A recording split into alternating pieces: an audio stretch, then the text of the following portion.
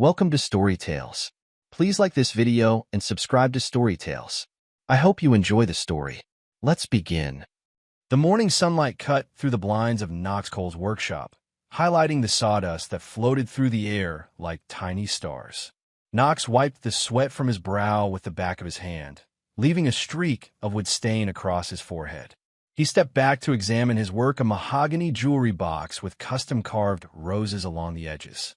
Perfect for Aubrey's 33rd birthday. Knox wasn't good with words. Never had been. Growing up in rural Arkansas had taught him to keep his head down and his mouth shut. Let your work speak for you, his father had always said before he drank himself to death. So Knox built things. Beautiful things. Tough things that lasted. He ran his calloused fingers over the smooth finish of the box. Aubrey would understand what this meant, the hours of precision, the attention to detail. The love, but something nagged at him, something he couldn't quite hammer into place. Aubrey had been different lately, distant. That morning, she'd barely looked up from her phone when he kissed her goodbye. "You're getting dust all over my robe," she'd said, brushing at the silk without meeting his eyes. Knox had apologized and backed away. 5 years ago, when they'd first met, she would have pulled him closer, dust and all. He closed the workshop door and headed to the shower. The hot water washed away the sawdust, but not his concerns. How had they drifted so far apart? He'd built them a home with his own hands. A life. But lately, it felt like Aubrey was living in a different house altogether. The perfume shop was crowded with last-minute shoppers. Knox felt out of place among the gleaming bottles and soft music. His work boots left marks on the polished floor. He knew exactly what he wanted, though. Maison Francis Kirkjian perfume. The same one Aubrey had pointed out in a magazine 3 months ago. "Can I help you?" The saleswoman approached, her eyes taking in his worn jeans and flannel shirt. "I need this." Knox pulled out the torn magazine page with the perfume circled in Aubrey's elegant handwriting. The woman's expression softened. "Your wife has expensive taste." "Good taste, though." Knox handed over his credit card without flinching at the price. Aubrey deserved nice things. Next stop, the florist. White roses, Aubrey's favorite. The florist wrapped them in crisp paper, the same color as Aubrey's skin when she slept beside him.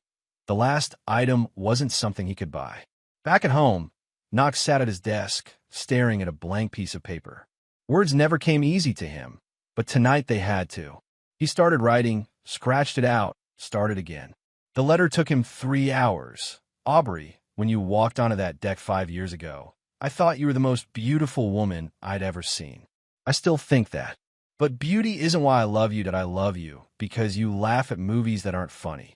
Because you sing in the shower and think I can't hear. Because you try so hard at everything you do that I don't have fancy words. But I have these hands that will keep building for you. This heart that beats for you. I promise to keep trying to be the man you deserve. Happy birthday." Knox folded the letter, tucking it into an envelope. Then he arranged everything on the kitchen, counted the roses in a crystal vase, the perfume in its elegant box, the jewelry box with the letter propped against it. Aubrey would be home from her shopping trip soon. His phone buzzed with a text from a client. Emergency repair job across town. Water damage. Knox sighed and grabbed his tools.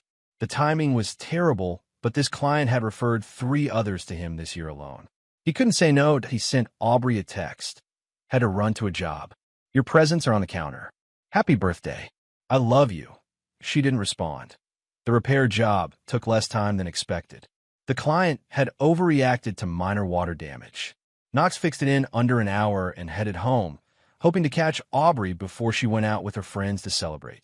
The house was quiet when he entered. Too quiet. "Aubrey." His voice echoed through the entryway in no answer. Her car was gone. Knox checked his phone. No messages. He walked to the kitchen, expecting to see the gifts opened, perhaps a thank you text he'd missed. But the counter was bare. Everything was gone. Knox frowned, checking the living room, the bedroom. Nothing. Had she taken everything with her? It didn't make sense that on his way back through the kitchen, he noticed the side door to the garage was ajar. He pushed it open. There, beside the recycling bin, sat a black trash bag. Something white peeked through a tear in the plastic. Knox knelt down and opened the bag. The roses. The perfume, the jewelry box, the letter still sealed, everything he had given her thrown away like garbage. Knox stared at the bag for a long time. His hands didn't shake. His breathing remained steady. But something inside him, something vital and trusting, shattered silently. He retied the bag and left it where he found it. Back in the bedroom, he packed a small duffel with clothes and essentials. He took his important documents from his safe. Then he sat on the edge of the bed they'd shared and made a phone call. Brick? It's Knox. Need a place to crash for a bit. Everything okay, brother? Brick's booming voice carried concern. No, but it will be. Aubrey returned home at 2:17 a.m. Knox watched from his truck parked down the street as she stumbled slightly on the walkway. She wasn't alone. A man's arm steadied her, lingered too long on her waist, disappeared as she fumbled with her key. The man, tall, wearing what looked like an expensive suit, even at this hour waited until she was inside before walking to his own car. Knox memorized the license plate. His phone began to vibrate. Aubrey calling. He declined it and drove away. By morning. She had called 17 times. He turned off his phone. She did what? Cammy Rainey's voice rose in pitch as Knox explained the situation. They sat in the back office of her dog rescue, surrounded by files and the distant sound of barking. Cammy had the same dark eyes as Knox, a family trait that made them look more like siblings than cousins. She'd been his rock since they were kids, hiding from his father's drunken rages in her parents' barn. Knox explained again, his voice steady. Through everything, the trash, the roses, the perfume, the letter. You're sure? Maybe I saw the bag, Cammy. Saw what was in it. A large retriever mix pushed his way into the office, settling his head on Knox's knee. Unconsciously, Knox's hand dropped to scratch behind the dog's ears. Rooster likes you, Cammy observed. He's usually wary of men. Knox looked down at the dog's soulful eyes. Smart dog. So what now? Cammy leaned forward. You're staying with Brick? For how long? Don't know yet. Knox, talk to me. All these years of friendship, and you still give me one-sentence answers. A ghost of a smile touched his lips. Why use 20 words when 5 will do? Cammy wasn't deterred, because sometimes 20 words tell the truth better than 5. Knox's smile faded. He looked into his cousin's eyes. She threw away everything I gave her, he said slowly. So now I'm taking everything she thinks is hers. A chill ran through the room despite the spring warmth outside. Knox. Cammy hesitated. Don't do anything stupid. Nothing illegal, he promised. But everything she values, her reputation, her status, her security, it's all built on lies. And lies don't hold up under pressure. Rooster whined softly, sensing the tension. She's going to call you, Knox said, asking where I am. What to do? Cammy nodded. What do you want me to say? Nothing. I never told you anything. You haven't heard from me. She'll know I'm lying. Knox stood, patting the dog one last time. That'll be a new experience for her then, being on the receiving end of a lie.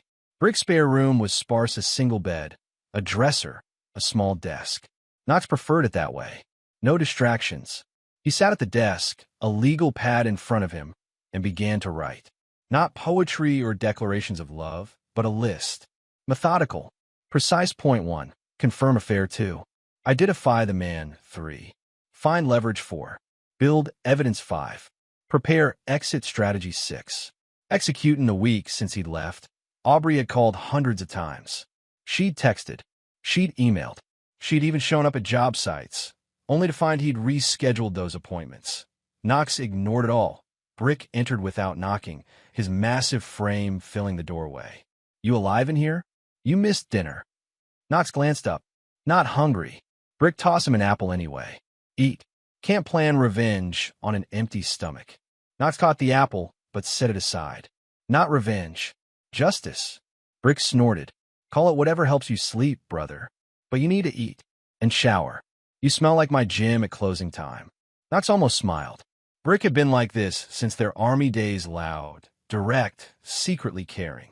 They'd served 2 tours together in Afghanistan, where Brick had earned his nickname by surviving a collapsed building that should have killed him. What's on the agenda tonight? Brick asked, nodding toward the legal pad. Research. Knox turned his laptop screen toward his friend. On it was a Facebook profile for a man named Jesse Vane. Corporate type, clean cut, wedding band clearly visible in his profile photo, where he stood with a pretty blonde woman and two young children. That him? Brick's voice hardened. Think so. Need to confirm. How'd you find him? Process of elimination. Aubrey's phone records. Social media connections. Mutual friends. Brick whistled. Remind me never to piss you off. Knox continued scrolling through Jesse Vane's profile. He works at Midwest Financial. Project manager. Lives in Overland Park. Wife's name is Bethany. Kids are 8 and 6. You're going to ruin him. Knox shook his head. No, he's just a symptom. But I need to understand the whole disease. What does that mean? Knox finally took a bite of the apple. It means I need to meet his wife. The cookout was in full swing when Knox arrived.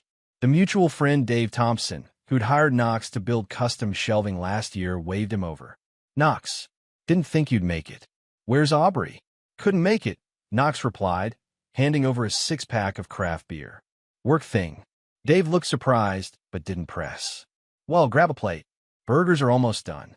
Knox moved through the crowd, nodding at familiar faces, answering polite questions about business.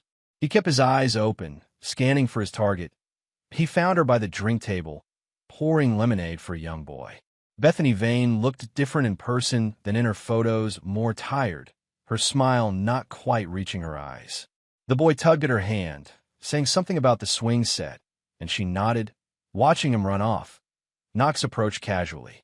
Your son. Bethany looked up, startled. Yes, Ethan. He looks like you. Knox held out his hand. Knox Cole. I build things. Bethany Vane. Her handshake was firm despite her delicate appearance. I break things, apparently. Knox raised an eyebrow at the unexpected response. Bethany laughed nervously. Sorry. Bad joke. What kind of things do you build? Custom furniture. Home renovations. Whatever needs fixing. Anything broken beyond repair. There was something in her tone, a brittleness that told Knox she wasn't talking about furniture anymore. Some things, he admitted, but mostly it's about deciding what's worth salvaging. She studied him, then gestured to two empty chairs away from the main crowd. Want to sit? I could use a break from. She waved vaguely at the party. They sat in surprisingly comfortable silence for a few minutes, watching the children play on the swing set. How do you know Dave? Bethany finally asked. Built his bookshelves. You, college friends with his wife. Our husbands work together. She sipped her drink. Speaking of husbands, where's yours? Wife, Knox corrected. And we're taking some time apart. Bethany's eyes sharpened with interest. Recently, 2 weeks. I'm sorry. She didn't sound sorry. She sounded curious. May I ask why? Knox regarded her steadily. She's seeing someone else. Bethany didn't flinch, didn't offer platitudes.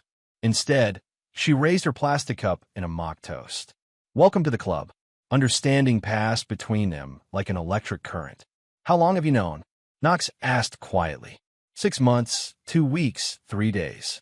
She smiled bitterly. But who's counting? Why stay? The kids. The mortgage. The fact that leaving means admitting failure. She shrugged. Take your pick. You deserve better. So do you, she replied. What are you going to do about it? Knox considered his answer carefully. I'm still deciding. She leaned closer. Well, when you decide, I'd love to hear your plan. I've run out of ideas for mine. A little girl ran up, interrupting them. Mommy, Ethan won't let me on the swing. Bethany sighed. Duty calls. She stood, then hesitated. It was nice meeting you, Knox. Likewise. She walked a few steps, then turned back. If you ever want to compare notes. She pulled out a business card and wrote a number on the back. My personal cell. The one my husband doesn't check. Knox took the card, understanding its significance. I'll be in touch. You want me to do what? Leland Bell stared at Knox across the diner table, pushing his glasses up his nose. Document everything, Knox repeated. Video, audio, text. Edit it together. Tell a story. Leland, Bethany's cousin and a skilled videographer, shook his head. Man, this sounds like revenge porn. No sex. No nudity. Just truth. Knox pushed an envelope across the table. 3,000 now. 3 more when it's done. Leland's eyes widened at the amount. I don't know. It's legal, Knox assured him. Everything will be obtained legally. Everything shown will be fact, just presented effectively. And the purpose? Justice. Knox took a sip of his coffee. Your cousin has been hurt enough. Leland's resistance weakened visibly. Beth's a good person. She doesn't deserve what's happening. Neither does anyone else who will be hurt if this continues. Leland fingered the envelope. I have conditions. No kids in the footage. Nothing that could harm Bethany or her children. Agreed. And if I think it's going too far, I walk. Keep the first payment, but I'm out. Knox nodded. Fair. Leland finally took the envelope. What's the timeline? 3 weeks. I need it ready by May 12th. What happens May 12th? Knox's expression revealed nothing. A party. The laptop screen glowed in the darkness of Brick's spare room. Knox scrolled through files, organizing them meticulously. Emails, text messages, photos, financial records. Each one a nail in a coffin. He was building. He'd accessed their joint accounts and discovered money transfers dating back 8 months, small amounts at first, then larger sums, all going to a private account he'd never known about. He'd found Aubrey's secret email account, still logged in on their home computer, which contained not only exchanges with Jesse, but also communications with a competing furniture designer. Aubrey had been selling Knox's designs, photographs of his sketches, detailed measurements, with selections a betrayal within a betrayal. His phone vibrated with a text from Cammie. She came by the rescue again today. Crying. Said you need to talk to her before you do something you'll regret. Knox typed back. Only one of us has regrets to worry about. Another text came through, this one from Bethany. Jay just told me he has to work late again. If you want to document, tonight's your chance. Crystal lounged downtown. Knox grabbed his jacket and keys. On his way out, he passed Brick in the living room. Operation Dirtbag Surveillance. Brick asked without looking up from his TV show. Something like that. Want backup? Knox shook his head. Just be ready to pick me up if I send a text. Don't want to leave my truck there. Roger that. Brick made a mock salute. Don't do anything I wouldn't do. That leave a lot of options open. Exactly. Brick grinned. The Crystal Lounge lived up to its name. Everything gleamed with a cold, hard brilliance. Knox, dressed in clothes nicer than his usual work attire, but not nice enough for this place, sat at the far end of the bar. A perfect vantage point to watch Jesse Vane and Aubrey at their corner table. They didn't touch much in public. Professional discretion. But Knox recognized the intimacy in their body language, the way Aubrey leaned forward slightly when Jesse spoke, the way Jesse's eyes lingered on her neck. Knox ordered a whiskey and pretended to check his phone while activating the recording app Leland had installed. The bartender gave him a curious look. Men like Knox didn't usually drink alone at the Crystal Lounge, but the generous tip Knox provided eliminated any questions that an hour passed. Knox nursed his drink, watched, documented. Then Aubrey excused herself to the restroom, and Knox saw his opportunity that he moved quickly, intercepting her in the narrow hallway. Knox! Aubrey gasped, her hand flying to her throat. What are you doing here? Up close. She looked both the same and different. Same golden brown hair, same perfect makeup, but her eyes held a wariness that hadn't been there before. Having a drink, Knox replied calmly. I'm with a client. The lie came easily to her lips. Work thing. Interesting place for a work meeting. Aubrey straightened, recovering her poise. Why are you following me? You ignore me for weeks, and now you're stalking me. Not following you, but good to know where you've been spending our money. Her expression hardened. Our money? The money you earned swinging a hammer? Do you know how little that would get us without my connections? The contempt in her voice confirmed everything Knox had suspected but never wanted to believe. I need to get back to my client, Aubrey said, moving to pass him. Knox stepped aside. Don't let me keep you from your work. She hesitated. Knox, we need to talk. For real. Come home. I am home. Just not with you. This is ridiculous. You're blowing everything out of proportion. Her voice rose slightly.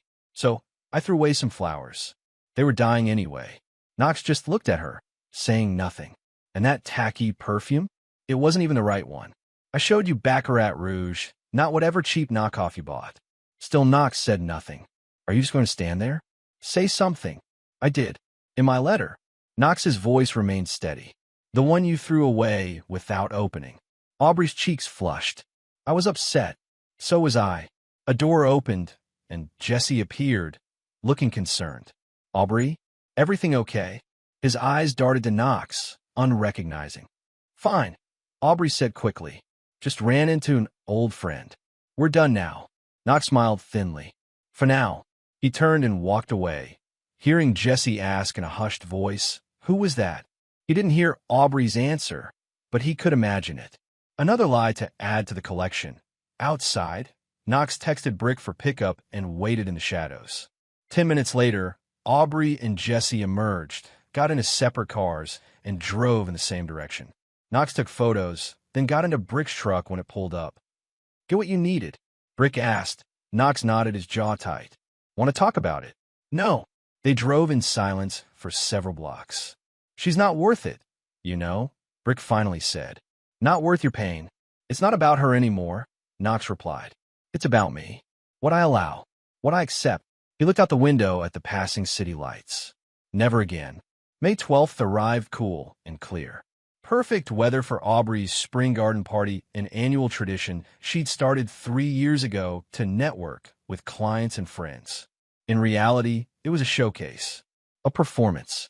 Aubrey playing the role of the perfect hostess in the perfect home with the perfect life. Knox adjusted his tie in the mirror of Brick's bathroom. He bought a new suit for the occasion, charcoal gray, perfectly tailored. Not his usual style, but appropriate for what was to come. Brick leaned against the doorframe, arms crossed. You sure about this? Yes. There's still time to walk away. Start fresh somewhere else. Knox shook his head. I did nothing wrong. I'm not the one who should leave. Brick sighed. Just remember, jail cells are even smaller than my spare room. Everything I'm doing is legal. Legal doesn't mean smart. Knox turned to face his friend. Are you with me or not? Brick straightened up. Always with you, brother. Till the wheels fall off. They drove separately to the house Knox had renovated with his own hands, where he'd built custom furniture for each room, where he believed he was building a future. Now it was just a stage for the final act. The party was in full swing when Knox arrived. At least 30 people milled about the backyard, drinks in hand, admiring the flower beds Knox had installed last spring. A catering team served appetizers. Someone had hired a string quartet. Knox spotted Cammie by the bar, looking uncomfortable in a sundress. She'd agreed to come as moral support, though she'd made her concerns clear. When she saw Knox, her eyes widened in warning. Too late. Aubrey had seen him too. She broke off her conversation with an older couple and walked toward him, her face a mask of pleasant surprise. Knox, I didn't know you were coming. Her voice carried just enough for nearby guests to hear the concerned wife welcoming her estranged husband. Wouldn't miss it, Knox replied, accepting a glass of champagne from a passing server. Aubrey leaned closer, her smile fixed. What are you doing? Attending a party. In my house. This isn't the time or place for whatever this is. Her eyes darted around, checking who might be watching. It's exactly the time and place. Knox raised his glass. To new beginnings. Confusion flickered across Aubrey's face, quickly replaced by caution. We should talk privately. Soon. Knox stepped past her, moving toward the center of the gathering, that he spotted Jesse Vane near the koi pond, his arm around his wife's waist. Bethany saw Knox and gave an almost imperceptible nod. Everything was in place. Aubrey followed Knox, trying to appear casual while hissing under her breath. What are you planning? Knox ignored her, checking his watch. Almost time. The caterer approached Aubrey. Mrs. Cole, the main course is ready to be served. Of course. Thank you. Aubrey composed herself, raising her voice to address the crowd. Everyone, please find your seats at the tables. Dinner is served. As people began to move toward the elegantly set tables on the patio, Knox caught Leland's eye across the yard. Leland nodded and disappeared into the house. Aubrey climbed the 3 steps to the raised patio, glass in hand. Before we eat, I want to thank everyone for coming to our annual spring gathering. Your friendship means the world to us. Us. As if Knox had been part of the planning. As if they were still a team. This year has been full of new opportunities, and the large outdoor TV screen that Knox had installed last summer suddenly flickered to life.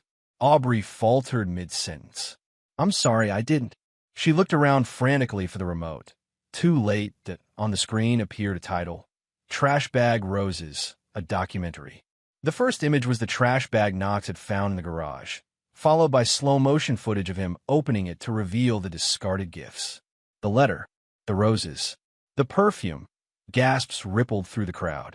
"Turn it off," Aubrey commanded, but no one moved. The documentary continued, showing text messages between Aubrey and Jesse, explicit messages with clear timestamps that prove the affair had been going on for nearly a year. Then came the financial records, the transfers, the emails to the competing furniture designer, with photos of Knox's original sketches attached. "I can explain," Aubrey said desperately, but her voice was drowned out by the murmurs of the guests. The screen showed security camera footage from the Crystal Lounge parking lot, Jesse and Aubrey arriving separately, leaving together. Then came testimonials. Former friends who'd covered for Aubrey. A hotel receptionist confirming their frequent visits. Finally, the camera focused on Knox himself, sitting in what looked like an interview setting. "I built my business from nothing," Screen Knox said calmly. "I built our home with these hands. I thought I was building a life." He held up the trash bag. This is what she thought of that life. The screen went dark. Silence fell over the party. All eyes turned to Aubrey, who stood frozen on the patio steps, her champagne glass dangling forgotten from her fingers. Across the yard, Jesse was already moving toward his car, but Bethany blocked his path. She held up her hand, on which her wedding ring glinted in the afternoon sun. Then she removed it and dropped it at his feet. "You should go, Jesse," she said loudly enough for everyone to hear. "Your things will be on the lawn when you get home." Knox walked toward Aubrey, who seemed to shrink with each step he took. "You had no right," she whispered when he reached her. "I had every right," Knox replied, "to the truth. I'll sue you for this. For invasion of privacy. For everything shown was obtained legally. You used shared devices, shared accounts, public spaces." Knox's voice remained calm. "But go ahead and sue. Discovery works both ways." Aubrey's face crumbled. "Why? Why do this? Why not just divorce me quietly?" "Because you didn't just betray me." Knox gestured to the stunned crowd. "You betrayed everyone here. You lied to our friends. You stole from my business. You made all of us unwilling participants in your deception. It wasn't like that. I just—" "Save it, Aubrey. No one's buying the act anymore." Tears streaked her perfect makeup. For a moment, Knox felt a twinge of, not regret exactly, acknowledgement, perhaps, of what might have been. "What happens now?" Aubrey asked, her voice small. "Now I leave, and I don't come back. The house is yours. I took my name off the deed last month." Relief flashed in her eyes, quickly followed by suspicion. "Why would you do that?" "Because without my income, without my client connections that you've now lost, you won't be able to afford the taxes, the maintenance, the mortgage I refinanced solely in your name." Understanding dawned on Aubrey's face. "You're leaving me with nothing." "No, I'm leaving you with exactly what you earned." Knox turned to walk away, then paused. "Check your email. You'll find documents transferring ownership of Cole Custom Designs to me alone, removing you as a beneficiary from all my accounts, and formally dissolving our partnership, business and personal. You can't just erase 5 years. I'm not erasing anything. I'm preserving the evidence while removing the cancer." Knox's voice hardened. "You threw away my heart like it was garbage, Aubrey. Did you really think there wouldn't be consequences?" He walked away from her then, through the parting crowd. Some faces showed shock. Others, a grudging respect. A few, like Cammy and Brick, showed pride. Bethany fell in a step beside him as he reached the gate. "That was quite a show," she said quietly. "Too much. Not nearly enough." She smiled grimly. "What now?" "Now we rebuild." Knox held the gate open for her, without lies as the foundation. Behind them, Aubrey's voice rose in anger and desperation, but the words no longer mattered. Knox didn't look back. 3 months later, Knox stood on the edge of a red rock cliff, watching the sun set over Monument Valley. The vast landscape made human problems seem small by comparison. Rooster, the retriever mix who had somehow become his dog after the party, sniffed along the edge of the trail, his tail wagging contentedly. Knox had finished his cabin last week, a small, solid structure on land he'd bought years ago as an investment. Just big enough for a man and his dog. Just remote enough for peace. His phone buzzed in his pocket. A text from Cammy. Brick says the new gym setup is bringing in clients like crazy. When are you coming back to see it? Knox smiled and typed back soon. Still have sketches to finish. Another text came through, this one from Bethany. Nonprofit paperwork approved. Second Chance Financial is officially a 501c3. Board meeting next month? I'll be there. The sun dipped below the horizon, painting the sky in shades of orange and purple. Knox took out his sketchbook and began to draw, inspired by the colors, the shapes, the possibility of creating something beautiful from nothing. Rooster barked, alerting Knox to a park ranger approaching on the trail. Beautiful evening, the ranger commented. You camping nearby? Just passing through, Knox replied. Heading home tomorrow. Where's home? Knox considered the question, still figuring that out. The ranger nodded as if this made perfect sense. Mail came for you at the ranger station. Left it in your cabin. Thanks. Later that night, Knox found the envelope with no return address. He recognized the handwriting immediately.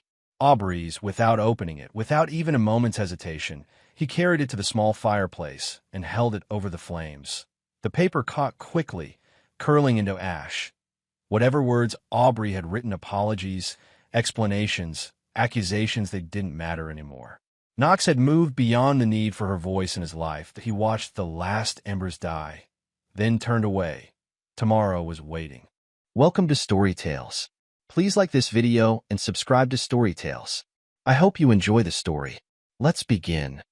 The welding torch hissed as Cole Henley guided the blue flame across the metal seam. Sweat beaded on his forehead beneath the protective mask, but his hands remained steady, the same steadiness that had served him well as a Marine. The workshop smelled of hot metal and motor oil, familiar scents that had replaced gunpowder and sand in his life. Mr. Henley? Cole switched off the torch and lifted his mask. His apprentice, Valencia Morris V, to everyone who knew her, stood in the doorway of his workshop, arms crossed. Thought you'd want to know it's almost 5. Didn't you say you needed to get home early today? Something about Keaton's science project? Cole nodded, setting down his equipment. Thanks, V. Lost track of time. You always do when you're working on something new. V walked over, examining the metal sculpture taking shape on his workbench. What is it? Just something for Keaton? A model of a Marine Osprey. Cole ran a calloused hand over the half-finished aircraft. He's been asking about my time overseas. Kid's curious about his old man. Can't blame him. V's voice softened. How's he doing with the treatments? Better. Cole began cleaning up his station with practiced efficiency. Doctor says the new medication is showing promise. And Marla? She hanging in there? Something tightened in Cole's chest. She's managing. V's eyes narrowed slightly, but she just nodded. Tell the kid I said hey. Will do. The drive home took 15 minutes, winding through their coastal Oregon town where the perpetual mist hung between the pines. Cole drove with the windows down despite the chill, letting the cold air clear his head. His thoughts drifted to Marla, her increasing distance, the way she flinched when he touched her, the late-night phone call she thought he couldn't hear. His hands tightened on the steering wheel. 15 years of marriage. 13 years raising Keaton together. And now, something was wrong, something beyond the usual struggles of a marriage, strained by a child's illness and financial pressure. Cole pulled into the driveway of their modest 2-story home. Keaton's bike was propped against the garage door. At least his son was home. Marla's car was in the driveway, too, which was unusual for a Thursday. Normally, she'd be at her book club until 7. The house smelled of garlic and tomato sauce when Cole opened the door. Another surprise. Marla hadn't cooked a proper meal in weeks. Dad! Keaton's voice came from the living room where he sat cross-legged on the floor, textbooks spread around him. At 13, he was all elbows and knees, growing faster than they could buy clothes for him. Despite the medical issues that had plagued him since birth, there was a brightness in Keaton's eyes that reminded Cole of why he got up every morning. Hey, buddy. Cole ruffled his son's hair. How was school? Boring. Except for science, we're dissecting frogs next week. Sounds messy. That's the best part. Keaton grinned, then lowered his voice. Mom's making lasagna. She seems different today. Cole glanced toward the kitchen. Different how? Keaton shrugged. I don't know. She's smiling a lot. But not like she's happy. More like she's waiting for something. A chill ran down Cole's spine that had nothing to do with the coastal weather. Why don't you pack up your homework? Dinner should be ready soon. In the kitchen, Marla stood at the counter, carefully cutting garlic bread.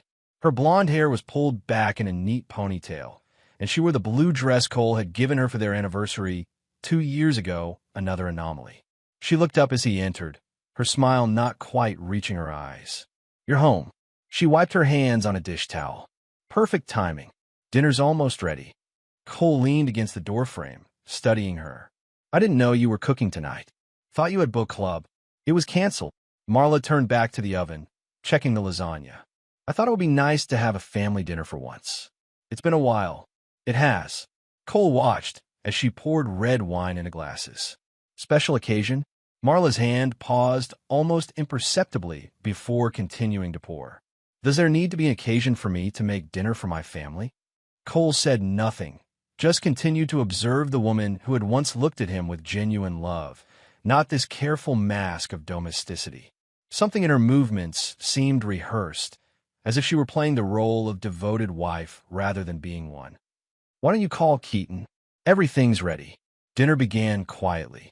The lasagna was perfect layers of pasta, meat, and cheese with just the right amount of spice. Cole took small bites, watching as Keaton wolfed down his portion. Marla sipped her wine, but barely touched her food. This is great, Mom, Keaton said between mouthfuls. I'm glad you like it, sweetie. Marla smiled at their son. Make sure you try the garlic bread. I made it just how you like it. Cole took a piece of bread, but didn't eat it yet. How's work been, Marla? You haven't talked much about it lately. Oh, the usual. Dealing with clients, paperwork. She waved a hand dismissively. Nothing interesting. Didn't you mention a new project last week? Something about redesigning a client's lakefront property. Marla's smile faltered for just a moment. That fell through. Creative differences. Cole nodded and finally took a bite of the garlic bread. It was rich with butter and garlic, Keaton's favorite. He watched as his son reached for his water glass, noticing how Keaton's hand trembled slightly. Everything okay, buddy? Cole asked. Yeah, just. Keaton's voice sounded strange, almost slurred. I feel a little dizzy. Cole's body tensed, combat instincts firing warning signals through his system. He looked at his own plate, then at Marla, who was watching Keaton with an intensity that made Cole's blood run cold. I'm not feeling too great either, Cole said, pushing away from the table. The room tilted slightly, and he gripped the edge of the table to steady himself. Oh no, Marla said, concern painted perfectly on her face. Maybe it's something you ate at lunch? You both look pale. Cole tried to stand, but his legs buckled. Keaton slumped forward, his forehead hitting the table with a soft thud. Cole forced himself to the floor, crawling toward his son. Keaton. His voice sounded distant to his own ears. Keaton, stay with me. Dad. Keaton's eyes fluttered. I can't feel my legs. Cole's vision blurred as he pulled Keaton down to the floor beside him. With tremendous effort, he positioned himself to look as though he'd passed out, but kept one eye cracked open just enough to see. Marla stood over them, her face transformed. The mask of concern was gone, replaced by cold calculation. She knelt, checking Keaton's pulse first, then Cole's. Satisfied, she pulled her phone from her pocket and dialed. It's done, she said softly. They'll both be gone soon. No one suspects anything. Just a tragic accident, food poisoning. Maybe. The lasagna is already in the trash. I'll call 911 in about an hour, when it's too late to help them. She listened for a moment, then laughed a sound so foreign to Cole that his chest constricted with rage and betrayal. Of course I'm sure. I checked their pulses myself. We'll have the insurance money by next month. Then Costa Rica, just like we planned. When she hung up, she stood looking down at them for a long moment. Then, without another word, she grabbed her purse and keys and walked out the front door. As soon as he heard her car pull away, Cole whispered to Keaton, "Don't move yet. Stay still until I tell you." Dad, Keaton's voice was weak. What's happening? I'll explain soon. We need to get his safety first. Cole forced his body to move despite the poison flowing through his veins. Every muscle screamed in protest, but the rage burning inside him was stronger. Can you move at all? A little. Everything's numb. Cole dragged himself to his knees, fighting against the vertigo that threatened to send him crashing back to the floor. With agonizing slowness, he pulled Keaton up, supporting his son's weight against his shoulder. "We need to get to the basement," he managed through gritted teeth. "Hold on to me." The journey across the house felt endless. Each step was a battle against the toxin that made their limbs heavy and unresponsive. By the time they reached the basement door, Cole's shirt was soaked with sweat, and Keaton's breathing had become shallow and rapid. The basement was finished on one side of space for Keaton's video games and Cole's home gym. But Cole headed for the unfinished section, where concrete floors met bare foundation walls. Behind a stack of storage bins was a steel door Marla didn't know existed. "Dad, what is that?" Keaton asked, his voice slightly stronger now that they were moving. Cole punched a code into the keypad beside the door. "Something I hoped we'd never need." The door swung open to reveal a small room equipped with a cot, medical supplies, canned food, bottled water, and a bank of monitors showing different angles of their house. Cole helped Keaton onto the cot before staggering to a metal cabinet, where he retrieved a bottle of activated charcoal and a medical kit. "Take this," he said, measuring out a dose of the black liquid. "It'll help absorb the poison." Keaton's hands shook as he took the cup. "Poison? Dad, was Mom trying to drink first, then we'll talk?" Cole prepared another dose for himself, then opened the medical kit and removed a pre-filled syringe. He rolled up his sleeve and injected the contents into his arm with practiced efficiency. "What's that?" Keaton asked, his voice small. "Something from my Marine days. A stabilizer." Cole sat heavily on the edge of the cot. "It'll counteract the symptoms until the charcoal does its job." As the medication began to take effect, Cole's mind cleared enough to focus on the monitors. He pulled a laptop from under the cot and began typing, bringing up saved footage from the past several weeks. "Dad, please tell me what's going on." Keaton's eyes were wide, fear battling with confusion. "Why does this room exist? Why did Mom? Why would she?" Cole ran a hand over his face, his fingers trembling slightly not from the poison, but from the effort of containing his rage. "I built this after the break-in 3 years ago. Didn't tell your mom because I didn't want her to worry. But lately I've been noticing things." "What things?" Cole turned the laptop so Keaton could see. On the screen was footage from earlier, that evening Marla standing in the kitchen, carefully measuring a white powder into the sauce before stirring it thoroughly. "No," Keaton whispered. "She wouldn't." "She did." Cole's voice was flat. "And she's been planning it for a while." He clicked through more saved clips. Marla on the phone at night, speaking in hushed tones. Marla checking life insurance documents when she thought no one was home. Marla meeting a man in a coffee shop, accepting an envelope that she quickly tucked in her purse. "I didn't want to believe it either," Cole said. "I kept hoping there was another explanation. That's why I installed the cameras. I needed to be sure before I did anything." "Who was she talking to on the phone?" After we collapsed?" Cole clicked on another file. The footage showed Marla in the kitchen again, this time with her phone to her ear. He increased the volume. "It's done. They'll both be gone soon." A man's voice responded, tinny through the phone speaker. "Good. You get your cut once the bodies are confirmed. The insurance company will need to verify the deaths before payment." Keaton made a sound somewhere between a sob and a gasp. "She wanted us dead for money?" Cole closed the laptop, unable to bear the devastation in his son's eyes. "I'm going to fix this.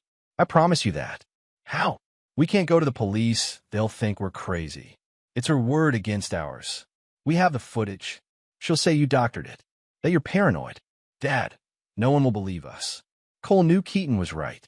His thoughts turned to his brother-in-law, Wyatt, a former Marine who had served with him. If anyone would help them, it would be Wyatt. "We need allies," Cole said, reaching for his phone. "I'm going to call your Uncle Wyatt." The call connected after 3 rings. "Cole? It's late. Everything okay?" "No, Wyatt, it's not. I need your help." Marla tried to. "Stop." Wyatt's voice hardened. "Just stop. I'm not getting involved in whatever's going on between you two. This isn't a marital dispute." She tried to kill us, me and Keaton. Poisoned our food. A long silence followed. Cole, listen to yourself. Do you know how that sounds? I know exactly how it sounds. But it's the truth. I have proof security footage. Look, I've tried to give you the benefit of the doubt over the years, but Marla told me about your episodes.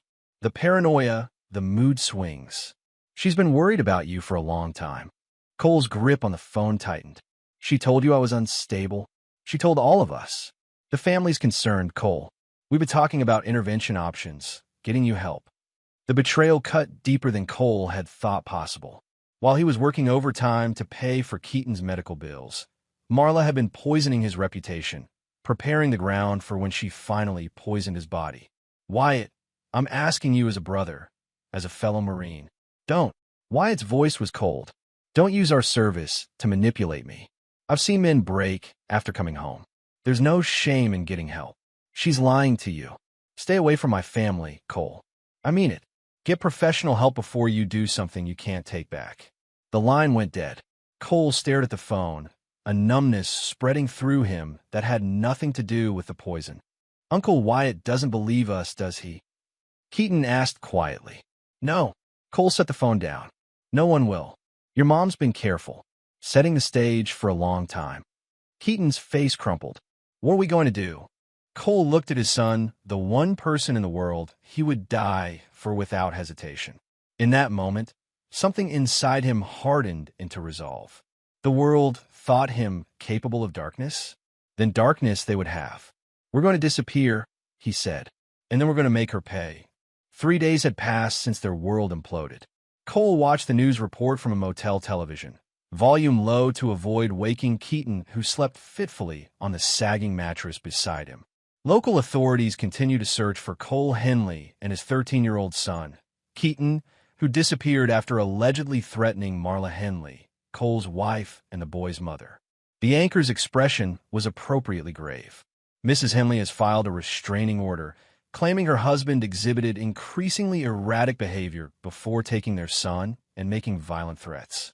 Police are treating this as a potential kidnapping situation. Cole switched off the television. The narrative was set exactly as he'd predicted. Marla had moved quickly, playing the role of concerned mother and frightened wife to perfection. He looked over at Keaton, whose face remained pale even in sleep. The poison had worked its way out of their systems, but the betrayal remained, a wound that would never fully heal. Cole's phone vibrated, a cheap burner he'd purchased with cash at a gas station 50 miles from home. The text was from V, safe house ready. Bring the kid tonight. 8 p.m., corner of Elm and 43rd. It was time for the next phase.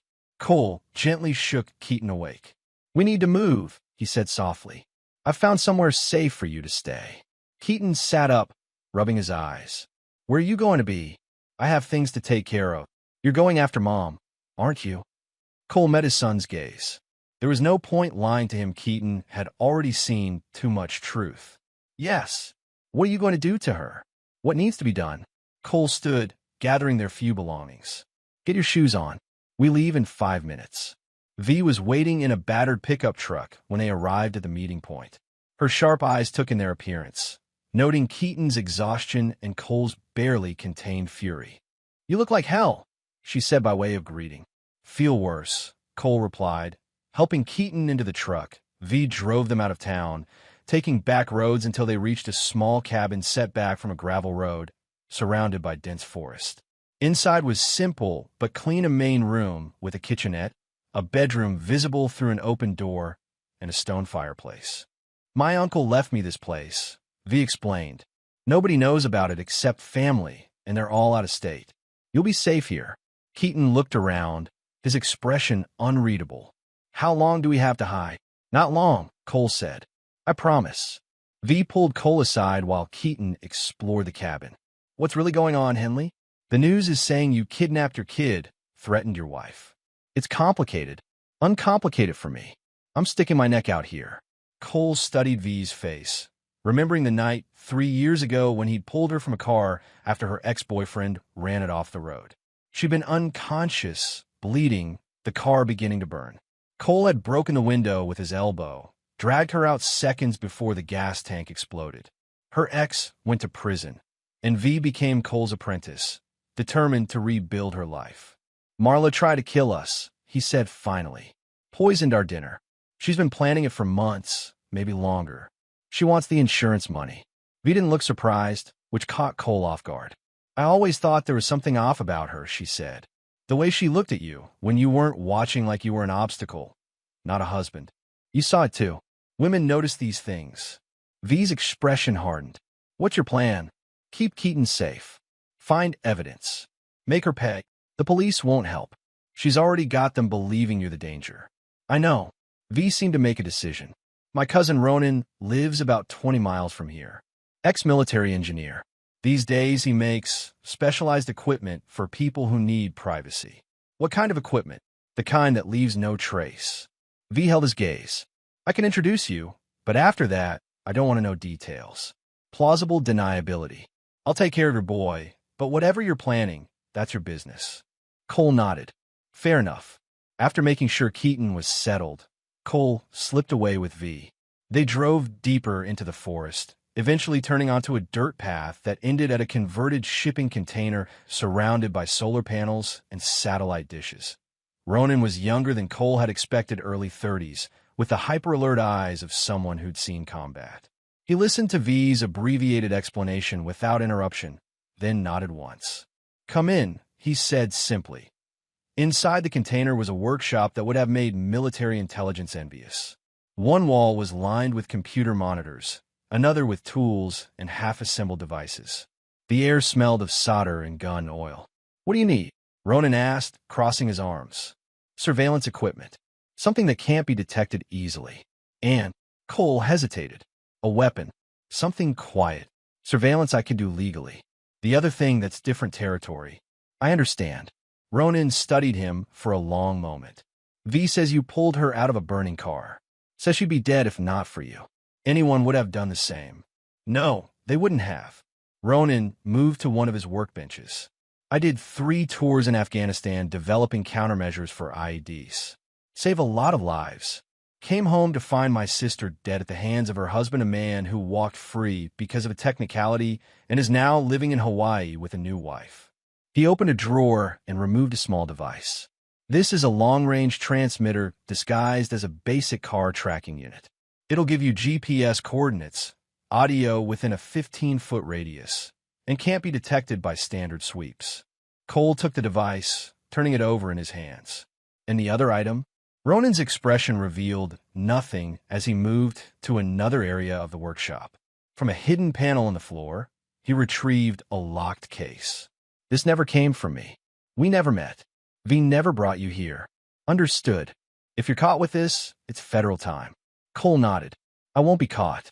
2 weeks earlier, Marla Henley sat across from Russ Kincaid in a coffee shop 30 miles from her home, her stomach fluttering with a combination of desire and fear. Russ was everything Cole wasn't: smooth, sophisticated, ambitious.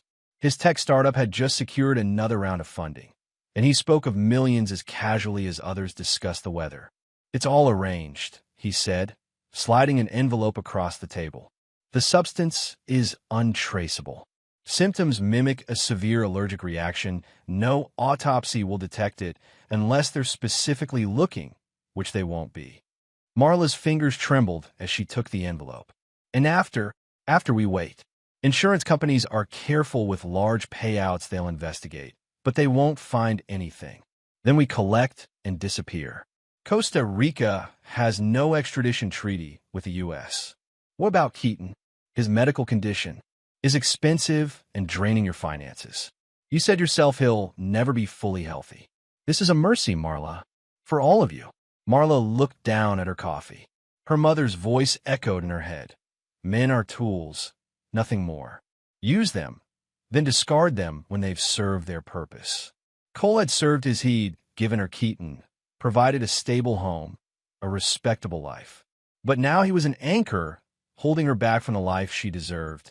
And Keaton, the endless doctor visits, the medications, the special diets. She loved her son, but the burden was crushing her. This would be better. A clean break, a fresh start. I'll do it Friday, she said finally. Cole will be home early. I'll make lasagna, it's Keaton's favorite. Russ smiled, reaching across the table to take her hand. Soon it'll just be us. No more hiding, no more pretending. Marla smiled back, pushing away the last flicker of doubt. Cole reviewed the footage from Marla's car tracker for the third time, noting the same pattern Monday and Thursday afternoons spent at a modern apartment building in Portland, always for exactly 3 hours. The audio had captured multiple conversations, confirming what he already knew. Marla was living a double life with a man named Russ Kincaid, celebrating their freedom from Cole and Keaton. Now he watched from across the street as Marla entered the building, using a key card to access the private elevator. According to property records Cole had pulled, the penthouse belonged to Russell Kincaid, CEO of Nexstar Technologies, a company that promised revolutionary AI solutions but had yet to deliver an actual product. Cole opened his laptop, accessing the building's security cameras through a backdoor Ronan had created. The feed showed Marla stepping into the elevator, checking her appearance in the mirrored wall, then exiting on the top floor. She entered the penthouse without knocking. Inside, Russ greeted her with a kiss. Any problems? None. Marla dropped her purse on a glass coffee table. The police have issued a statewide alert for Cole and Keaton. They're convinced Cole's had some kind of breakdown, PTSD, or something. They're treating me like a victim. Perfect. Russ poured 2 glasses of champagne. To new beginnings. They clinked glasses, and Cole had to force himself to breathe through the rage that threatened to overwhelm him. He watched them celebrate the deaths of a father and his child deaths that hadn't occurred but that they believed had. Cole closed the laptop. He had what he needed. Back at the motel, where he was now staying separate from Keaton for security, Cole spread out the materials he'd gathered. Property records showed that besides the penthouse, Russ owned a warehouse on the outskirts of the city, listed as storage for Nexstar Technologies. But utility records told a different story: minimal electricity usage, except for a sophisticated security system. No water consumption at all. Not a working business location, then. Something else. Cole's phone buzzed with a text from Ronan. Equipment ready. Tonight. The pieces were falling into place. Ronan handed over a small drone equipped with a high-resolution camera. Control range is half a mile. Battery lasts 40 minutes. Camera can see through most standard windows. Captures both visual and infrared. Cole examined the drone, noting its matte black finish and near-silent rotors. This will work. And the other items? From a duffel bag, Ronan produced a handgun with an integrated suppressor. Modified Glock 19. Subsonic ammunition. The suppressor is permanently attached, more reliable that way. Next came a set of what looked like ordinary smoke grenades. These produce a dense fog that blocks standard security cameras and most motion sensors. 3-minute dispersal, no residue. Cole packed everything carefully. Thank you. Don't thank me, Ronan said. Just be thorough. People like your wife and her boyfriend, they don't stop. They don't learn lessons. They just find new victims. Cole nodded, understanding precisely what Ronan wasn't saying. The staging of his own death was methodical, like every other aspect of Cole's plan. He left bloodied clothes by the river clothes that contained traces of his DNA from hair and skin cells.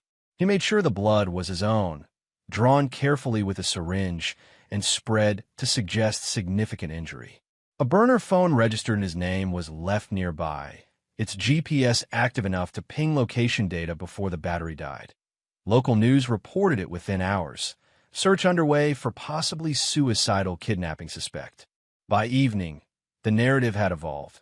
Authorities fear murder-suicide as blood found near river matches missing father. Cole watched the coverage from the cabin, where V was caring for Keaton. His son's expression was unreadable as the reporter described how Cole had likely killed himself after harming or killing his own son. They think we're dead, Keaton said quietly. That's the idea. Is that what Mom thinks too? Cole pulled up the audio feed from Marla's apartment. Her voice filled the room. They found blood by the river. They think he killed himself, maybe Keaton too. Russ's voice followed.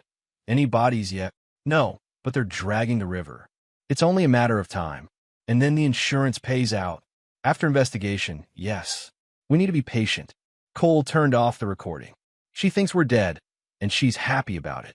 Keaton's face hardened, something changing in his eyes, a loss of innocence that Cole wished he could have prevented. What happens next? Next, I go after her boyfriend. He's the weak link.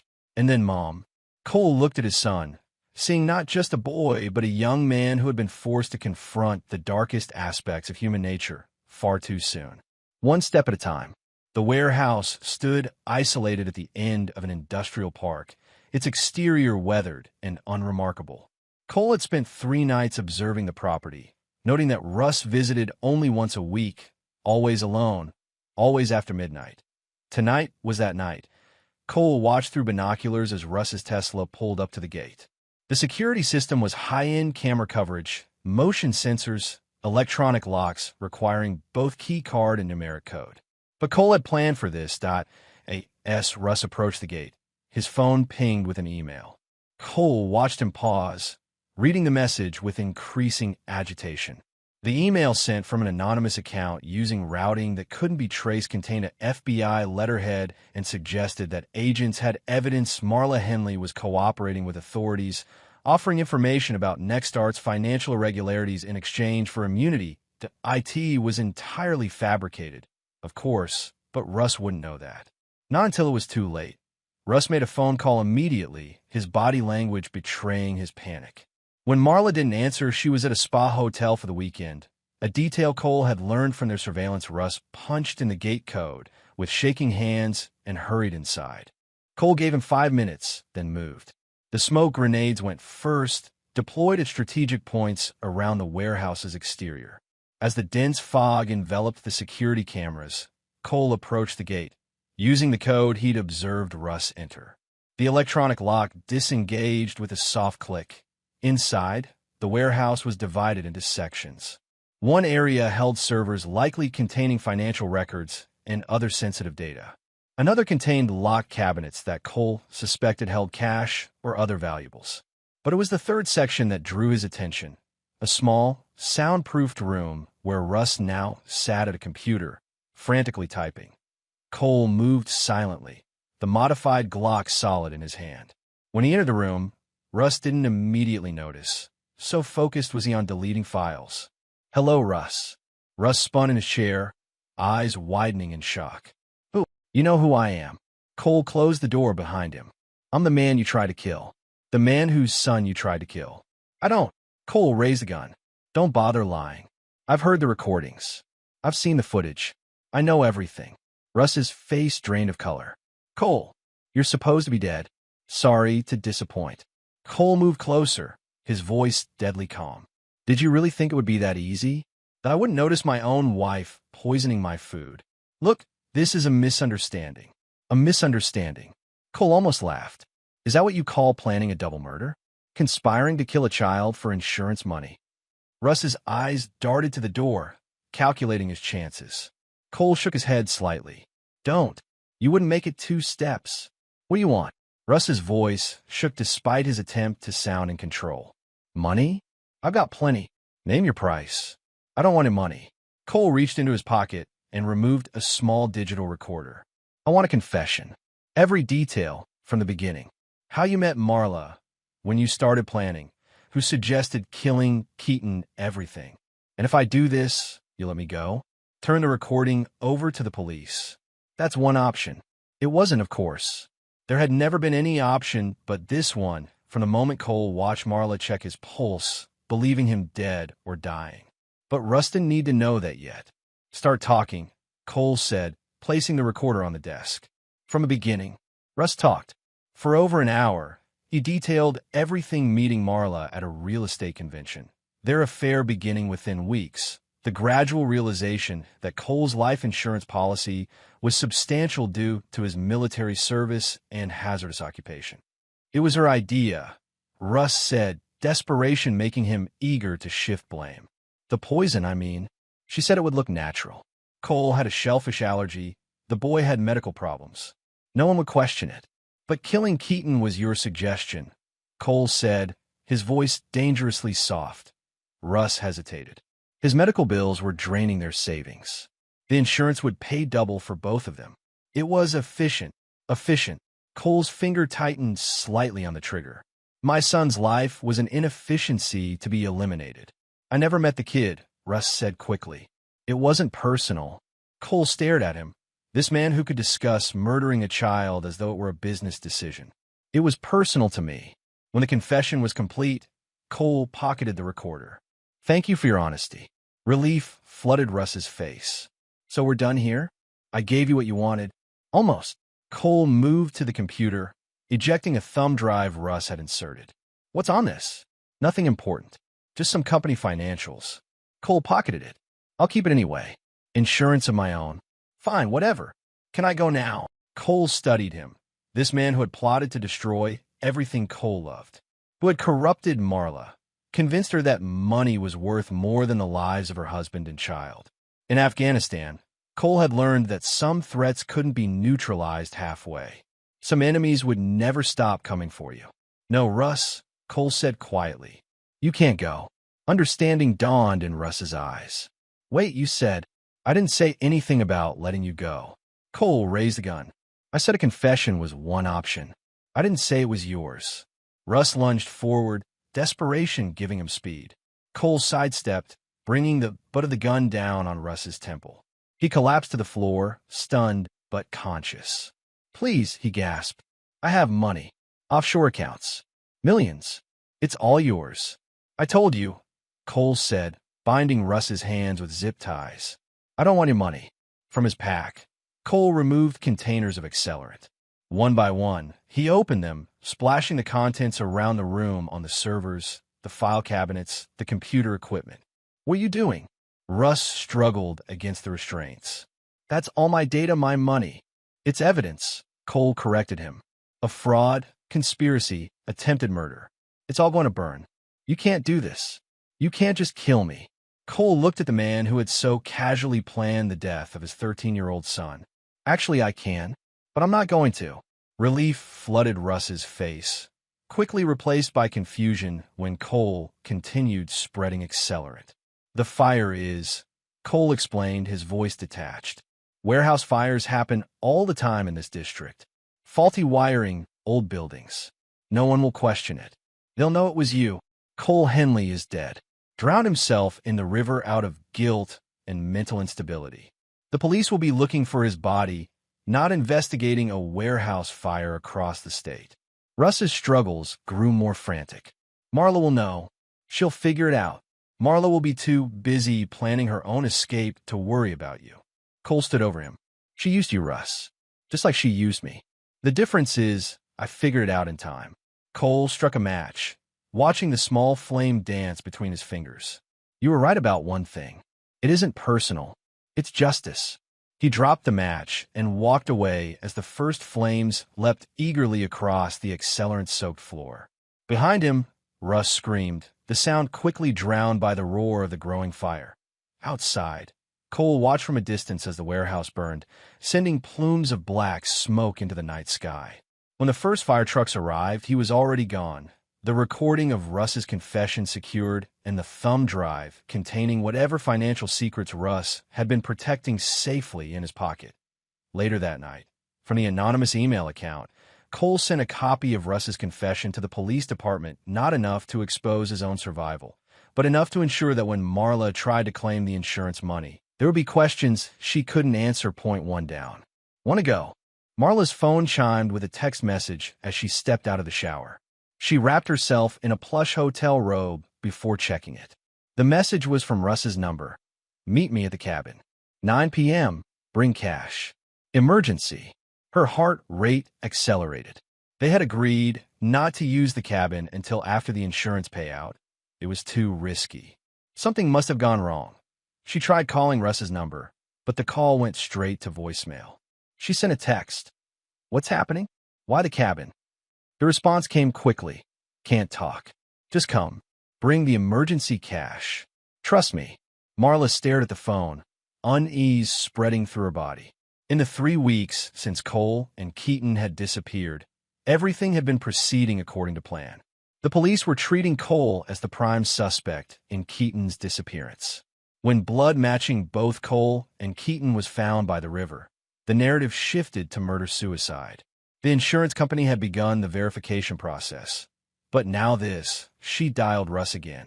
Still voicemail. With shaking hands, she opened her laptop and checked the news. A headline caught her eye. Warehouse fire claims life of tech CEO. The room seemed to tilt. The article described how Russell Kincaid, CEO of Nexstar Technologies, had died in a fire that destroyed his warehouse. The cause was still under investigation, but authorities suspected electrical failure. Marla closed the laptop. If Russ was dead, who had sent those texts? Her phone chimed again. I know you saw the news. It's not what you think. Please come. I'll explain everything. It could be a trap. The police, perhaps, using Russ's phone to lure her into a confession. But how would they know about the cabin? It was purchased through a shell company, the paperwork buried under layers of false identities. Or maybe it wasn't a trap. Maybe Russ had faked his death, creating a diversion to throw off any potential investigation. It would be just like him, theatrical, dramatic, effective. Marla made her decision. She would go, but she would be prepared. From her suitcase, she removed a small handgun Russ had given her for protection. She checked that it was loaded before tucking it into her purse alongside a stack of cash, $50,000 in used bills, their emergency fund. The cabin was located 2 hours from the city, nestled in dense forest with no neighbors for miles. Perfect for privacy, perfect for secrets. As Marla drove along the winding road, darkness fell, making the forest around her seem like a living entity, watching and waiting. When she finally reached the turnoff to the cabin, she noticed something strange. A soft, golden glow emanated from within. Not the harsh glare of police floodlights, but the gentle illumination of candles. She parked some distance away, approaching cautiously on foot. Through the windows, she could see dozens of candles arranged throughout the main room. Music played softly, the same jazz album that had been playing the first night she and Russ had been together. Relief flooded through her. It was Russ, being romantic even in crisis. She should have known. Still, caution made her keep her hand on the gun as she entered the cabin. Russ. No answer, but on the dining table was a bottle of wine already opened in a single glass. Beside it lay a note in Russ's handwriting. Pour yourself a drink. I'll be right back. Marla looked around the empty cabin, her nervousness fading. This was so typically Russ, dramatic, romantic, excessive. Whatever emergency had brought them here, he still couldn't resist setting a scene. She poured the wine and took a small sip, savoring the rich flavor. As she set the glass down, movement caught her eye, a shadow shifting in the corner of the room. Russ, this isn't funny. It's not meant to be. The voice froze her blood. Not Russ's smooth, cultivated tones, but a deeper, harder voice she knew intimately. A voice that should have been silenced forever. Cole stepped out of the shadows, his face illuminated by candlelight. He looked different, thinner, harder, his eyes burning with an intensity that made Marla take a step back. You're dead, she whispered. So is Russ, Cole replied. The difference is he's actually dead. Marla's hand moved to her purse, but Cole shook his head. The gun won't help you. I removed the firing pin while you were walking up from the car. How did you? I know you, Marla. Better than you think. Cole moved to the table, placing a laptop on its surface. Just like I know what you and Russ planned. How long were you going to wait after killing me and Keaton? A month? 2. Before you joined him with all that insurance money. You don't understand, Marla began, her mind racing for a way out. Russ manipulated me. He threatened me. Said he'd hurt Keaton if I didn't help him. Cole's laugh was without humor. Still lying, even now. He opened the laptop and pressed play on a video file. Russ's face filled the screen, his expression a mixture of fear and resignation. My name is Russell Kincaid. The recording began. I am making this confession voluntarily. I conspired with Marla Henley to murder her husband, Cole Henley, and their son, Keaton Henley, for insurance money. Marla's legs gave way, and she collapsed into a chair as Russ detailed their entire plan: the poison, the staged food poisoning, the plans for Costa Rica. When he reached the part about suggesting Keaton be eliminated as well, Marla couldn't suppress a small sob. Turn it off, she whispered. Please. Cole closed the laptop. That was sent to the police an hour after the warehouse fire. They're already investigating. The insurance claim will never be approved now. You killed him. It wasn't a question. I gave him justice. Cole's voice was calm, terrifyingly so. The same justice I'm giving you. Marla's eyes darted to the wine glass. Understanding dawned. The wine is perfectly fine. Cole picked up the glass and took a sip. I'm not like you, Marla. I don't poison people. Relief lasted only seconds before Cole continued. But what you injected into the lasagna that night, that was interesting. A paralytic that mimics an allergic reaction, Russ called it. Untraceable unless they're specifically looking for it. From his pocket, Cole removed a syringe. It took some doing to find the same compound. But Russ was very helpful before the fire. Marla stood abruptly, knocking over the chair as she backed away. Cole, please. Think about Keaton. He needs a mother. Don't. Cole's voice turned to ice. Don't you dare use him as a shield now. You were willing to watch him die. To poison your own child for money. I wasn't thinking clearly. Russ convinced me. Russ may have been the devil on your shoulder, but the choice was yours. Cole advanced slowly. You checked our pulses. You walked away thinking we were dying. You celebrated our deaths. Marla backed into the wall, nowhere left to go. What are you going to do? I'm going to give you your last supper. Cole gestured to the table. Wine, candles, music just like what you prepared for us. Except you get to experience the after effects yourself. The police will know it was you. The police think I'm dead. Remember? Even if they find your body, they'll be looking for connections to Russ, not to a dead man. You can't do this, Marla pleaded. You're not a killer, Cole. You're a good man. I was. Cole's eyes reflected the candlelight, turning them into burning coals. Until you decided my life, my son's life, were worth less than a payout. Marla lunged for the door, but Cole was faster. The syringe plunged into her arm before she could scream. She staggered, her legs immediately weakening. It works fast, Cole said, supporting her as she collapsed. Just like it did with me and Keaton, except we had activated charcoal and a stabilizer. You won't. He carried her to the couch, laying her down almost gently. Marla could still move her eyes, could still breathe, but her limbs were leaden, unresponsive. This isn't mercy, Cole told her, his face inches from hers. It's memory. I want you to remember how it felt for us that night. The helplessness, the betrayal, the knowledge that someone who should have loved you wanted you dead. He stood, gathering candles from around the room and placing them strategically near curtains, beside papers, under furniture. Warehouse fires happen all the time, he said conversationally. So do cabin fires, especially in remote areas like this. Candles, wine, a tragic accident. Marla's eyes pleaded where her voice could not. Cole looked at her one last time. This woman he had loved, had built a life with, had created a child with. For a moment, something like regret crossed his face. You chose greed over your son. Over me. He struck a match. That choice has consequences. The first candle toppled, catching the curtain. Fire spread quickly, hungry and eager. Cole walked to the door, pausing with his hand on the knob. Goodbye, Marla. He closed the door behind him, locking it with the key she had used to enter. As he walked away, flames began to lick at the cabin's wooden walls, sending sparks into the night sky. By the time anyone noticed the fire, there would be nothing left but ash and bone. Cole didn't look back. 2 weeks later, Cole Henley was officially declared dead. The blood found by the river had been conclusively matched to both him and Keaton, and though no bodies were recovered, authorities closed the case as a murder-suicide. Meanwhile, the investigation into Marla Henley's death revealed her connection to Russell Kincaid and their conspiracy to commit insurance fraud and murder. The confession video, anonymously delivered to police, provided all the evidence needed. The case made national headlines. Wife and lover plot husband's murder meet fiery end. No one connected the two cases. No one thought to look for a man who no longer existed. Did they publish the article? Keaton asked, looking up from where he was helping V repair a tractor engine. They were living on her family's farm now, 50 miles from their old life. Cole handed him the newspaper.